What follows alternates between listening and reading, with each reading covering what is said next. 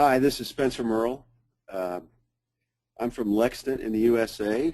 Lexington is a design research firm. We use qualitative techniques to understand how people want to interact with systems, what their ideal experience is.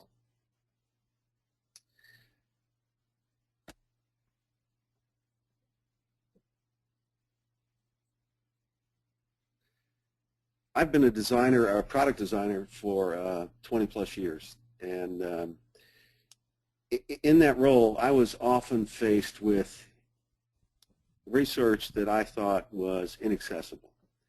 Not that I didn't understand what the researchers were saying, but I was very confused about how they expected me to integrate that knowledge into the products that I was designing.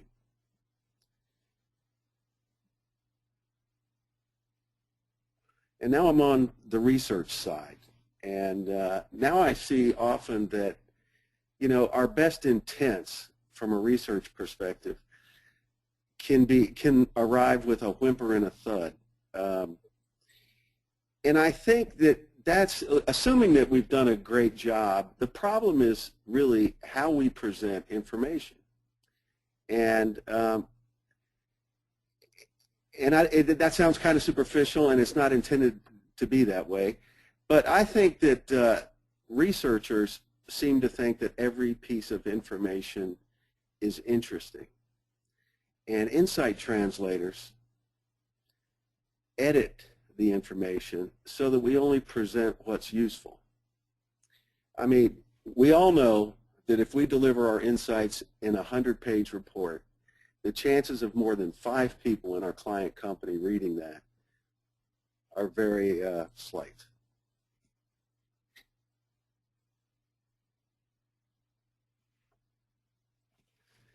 So what we do, to present our insights, we do a lot of information modeling. And the idea is to bubble up to the surface the most important things and create diagrams that can be a framework for holding a lot of data, but presenting it in chunks that are memorable, sticky, and efficiently describe the knowledge that we've acquired about people.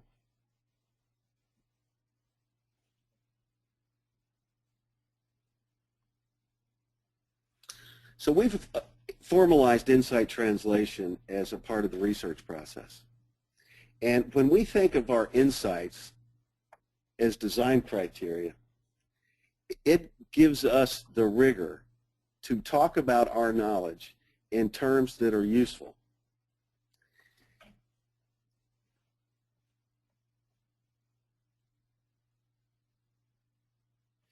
So we have a lot of designers on staff, but we don't provide design solutions. We use our skills to embody seemingly abstract ideas like emotions. And not to provide a design solution, but to provide a framework so a design team can focus their creativity.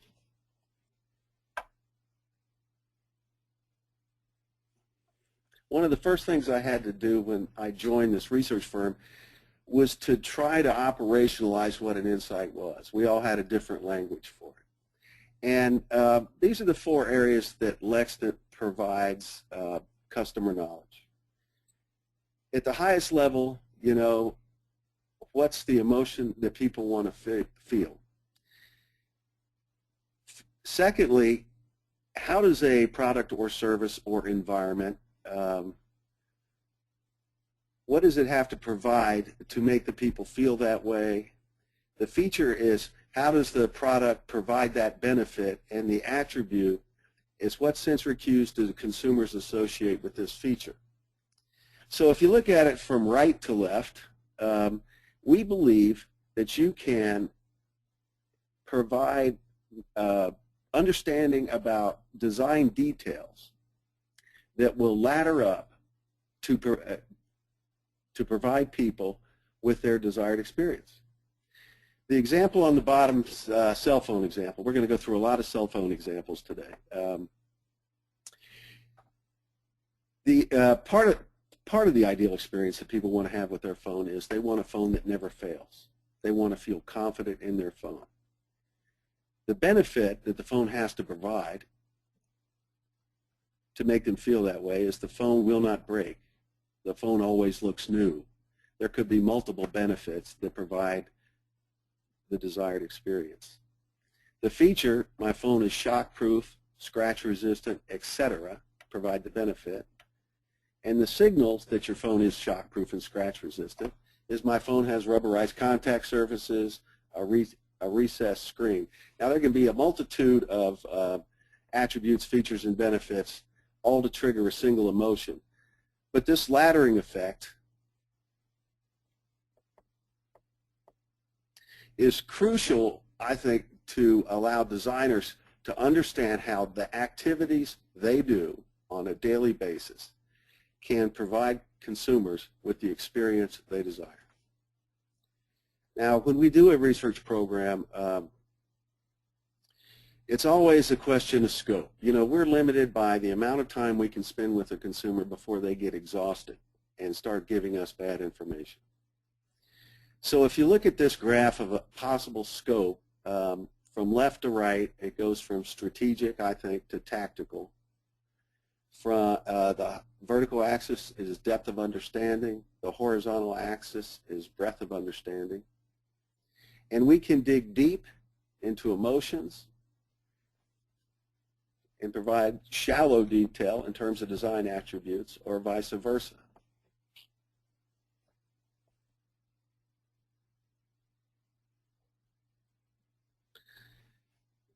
Now, when we try to organize these insights so that they're useful to our clients, as I said, we use a lot of information modeling. So the next three examples are all going to be for the same device. And the attempt is to show how these emotions can ladder down to design attributes. The ideal experience that people expressed that they wanted in a programmable home thermostat is to ultimately feel comfortable in their homes and be energy efficient. Now, we've mapped this against the current experience expressed in terms of barriers. Today I am unaware, overwhelmed, frustrated, and confused. And we've also put the mapped the shopping process to this: research, choose, install, and program and use. So you got the customer journey, the emotions they want to feel, and the barriers today that are preventing them from feeling that way.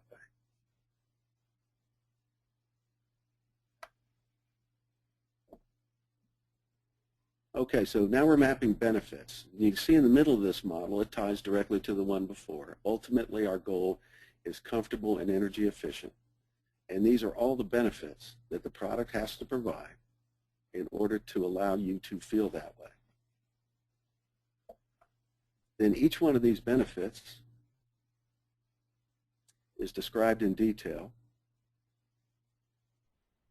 in terms of the features and the design attributes that consumers associate with those features.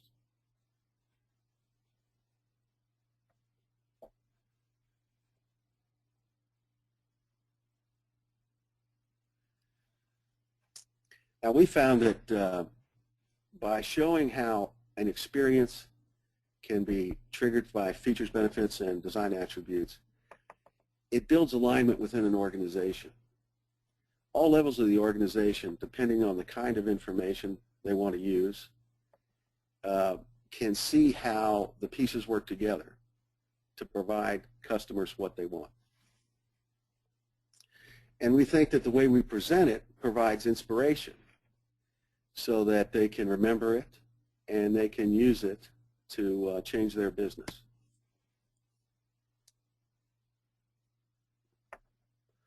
So I have an example. This is a classic insight translation example. This was a project that we did for a manufacturer of cell phones, and they service all the major carriers in the world. This project was focused on the U.S. carriers. It was done at a time there was a lot of shuffling around. Nextel and Sprint had gotten together.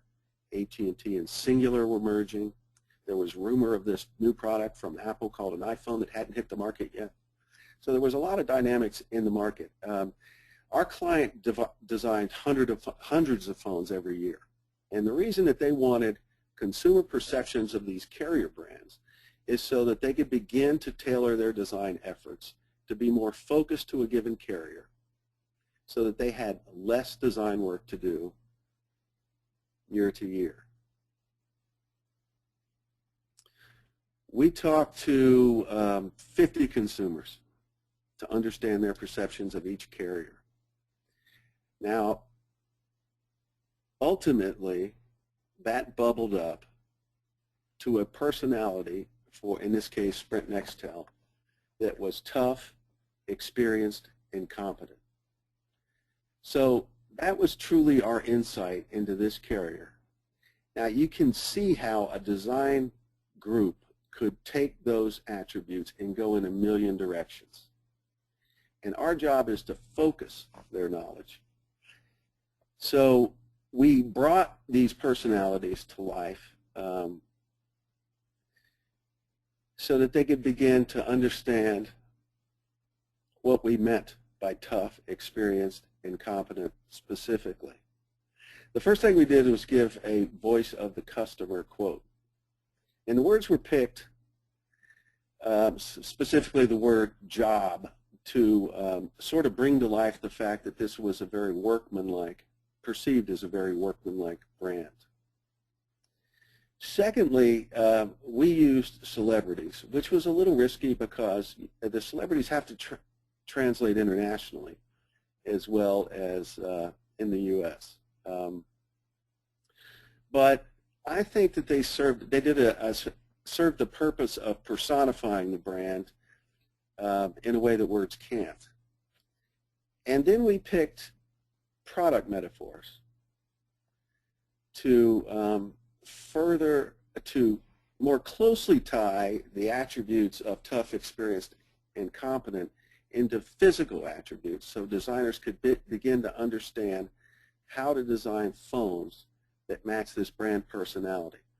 Now, consistently, we used a truck, a watch, and a phone because as insight translators, since we're using examples that have to exist, we pick stuff that there's a broad range of things. So you can pick an automobile for any personality.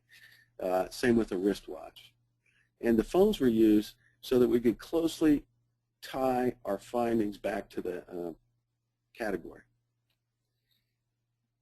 Ultimately, the client wanted more product metaphors, so we show them a range of products that start to describe a design language for a tough, experienced, competent phone. Now, consistently, we use this format to describe all the carriers.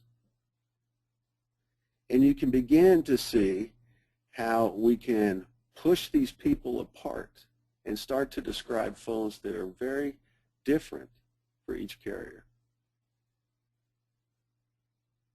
although very appropriate to their brand personality.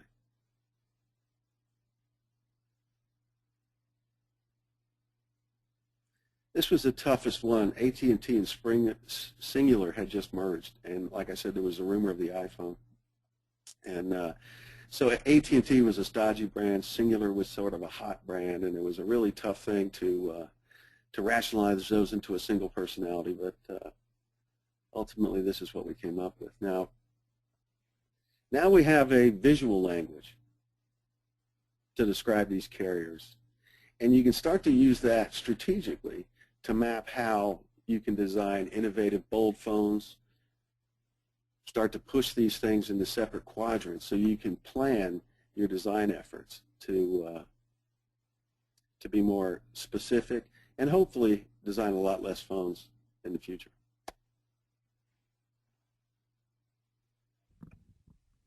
And we've distilled 4 principles, and it's sort of our checklist for insight translations. That you know, the result has to be actionable, it has to be meaningful, it has to be aspirational, and it has to be inspirational. So I want to go into detail, a little bit of detail, and talk about some definitions of those terms.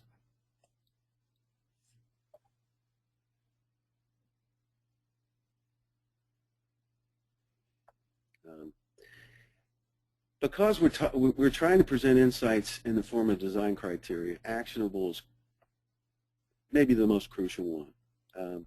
You know, firstly, it has to be simple, but these have to be sort of concrete ways to think about our insights. And to do that, they should address every sense that we can address, or that that is appropriate for the given project, as well as the way people would approach the product from a cognitive perspective. This is an example of a project to understand user types for a shampooing experience. And the big image there, the blue jeans, is sort of a placeholder so that it's to make the idea of functional clean more sticky. There's a story about the future there that ties in the package and the style of the package, how it's dispensed, the actual consistency and lathering effect of the shampoo, as well as how it smells and how your hair feels.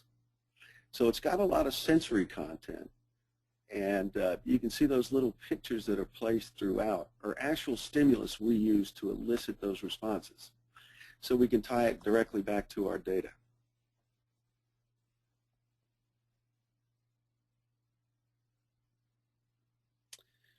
We use a lot of physical stimulus in our research techniques, and that helps us jump ahead to have real examples of things that people can use, that we can use to translate what we know directly to designers. And those physical characteristics can be any sense.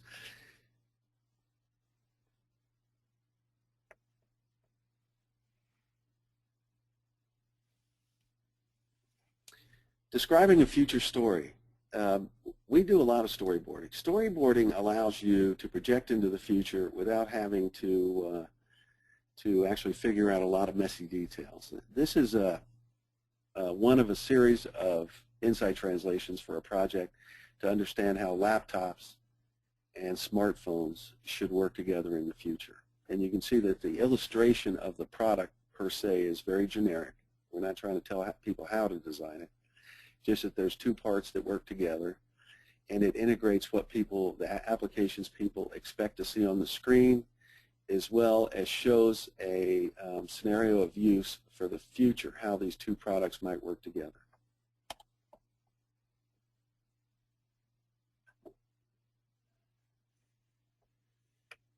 And finally, inspirational. The designers hate to be painted into a corner, and you can't blame them. We do not want to tell them how to design something.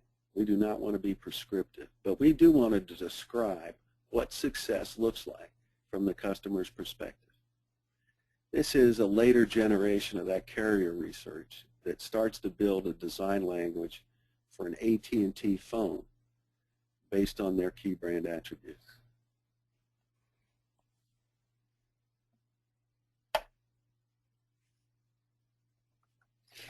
I have one other example, and this is going to maybe shed some light on some techniques that we're really not talking about research techniques today, but the techniques that we use actually help us translate our insights more efficiently.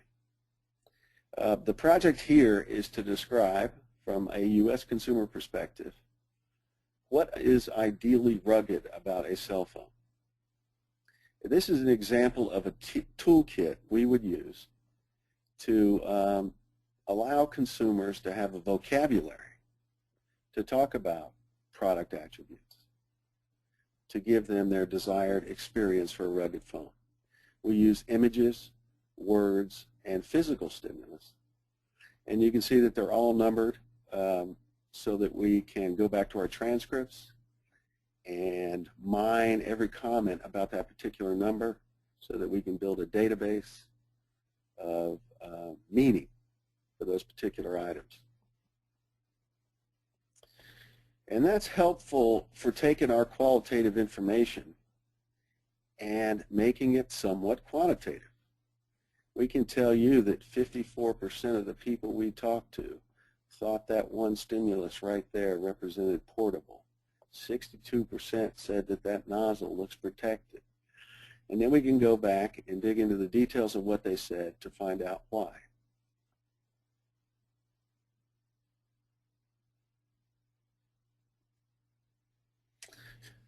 As I said, we talked to about, I think, 30 consumers here, and we came up with some key themes that crossed all spectrums of people, from teenagers to soccer moms to construction workers to business people.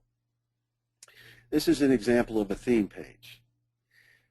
This is for shock-resistant, shock-proof, and it breaks down that particular feature into its component attributes so the design team can see how to describe or how to convey shock-resistant and shock-proof features in a phone through design.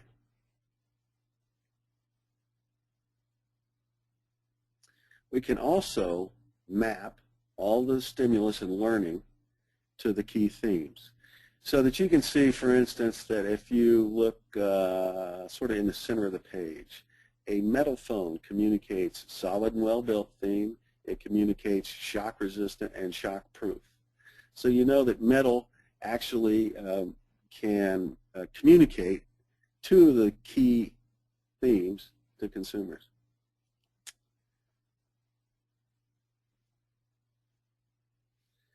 What we also found, and maybe we weren't expecting, was that the feature of rugged has to be delivered in a specific stylistic way to appeal to different user groups. And this led us to create these boards that describe the 4 key stylistic buckets that people fell into. Now what it does is it uses all the things we learned in terms of materials, design details, color, to show how you can translate the idea of rugged to provide, in this case, the feminine rugged style, these people with the experience they want to have. For example, if you look at the bracelet in the middle of the screen, it's a Cartier bracelet with some detail that looks a lot like screw heads. We found out that screw heads actually are a positive thing in phones. Now, I know phone manufacturers have been trying to hide fasteners since they conceived of a cell phone. And we're telling our client that you can actually use those as decorative elements, and they can communicate the idea of rugged to their consumers.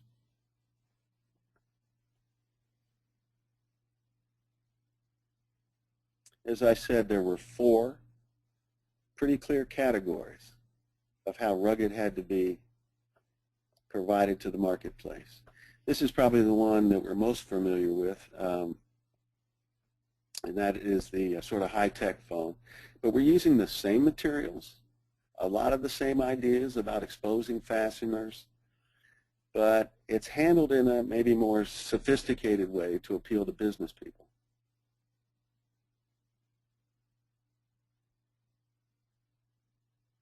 We found there was an underserved category for an athletic rugged style, a lot more outdoorsy and active.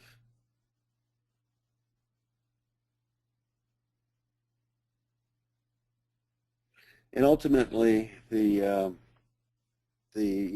type of phone that people think of when they think of a rugged phone was the industrial rugged style.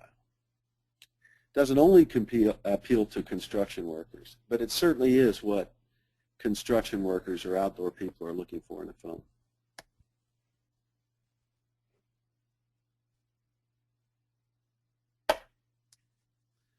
Then we actually mapped, using what I consider a generic drawing of a phone, we actually mapped how you might take those learnings and apply them specifically to a phone, without telling them exactly how to do it. So you can see from this example that what we've done is we've shown how design attributes can ladder all the way up to the experience people want to have with their phone. Now, I put references in here because, you know, nobody teaches you how to do this. We're learning as we go here. And there's a few things that have really helped me understand or give me a strategy for how to approach this. The first one is Made to Stick, which is sort of the Bible of how to get people to remember the things you want them to remember. It's terrific for understanding how to, what techniques you can use. The second one is Truth, Lies, and Advertising. This is about the art of account planning. And I think that this particular guy is a British ad guy, and he sort of pioneered using research to help write a creative brief.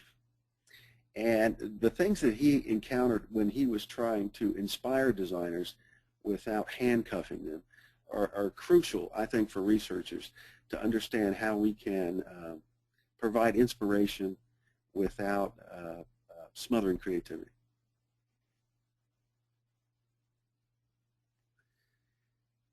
I think this is a terrific book for talking about, you know, no matter how good our insights and how good our picture of what the ideal future experience is, there's always some things in the world that can change that might skew that. And the terrific thing about this book is it talks about how you can't predict the future, but you can anticipate possible futures. So it broadens your perspective on when you're telling the future story to keep it general enough that it can adapt to changing times.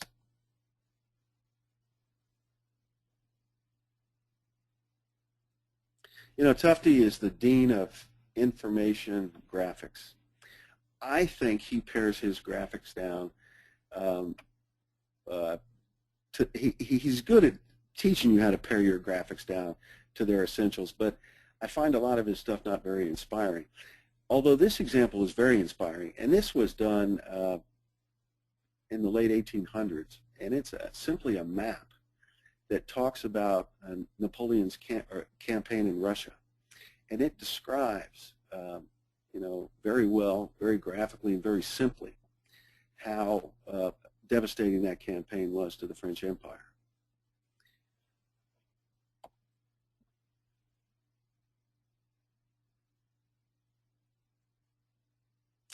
And ultimately, when I get stuck trying to take a lot of information and make it inspiring, I always go to the magazine stand. These guys are amazing at keeping your interest, making sometimes what is very technical information exciting. So if I were going to leave you with anything today, it's that these four principles that you can, when you're ready to present your findings to your clients or your customers for your research, you know, make sure that there's an actionable component. Make sure that you can tie your recommendations directly to the data. Tell a story about the future so that we have something to aspire to, and provide enough visual inspiration that is descriptive of this future without being prescriptive.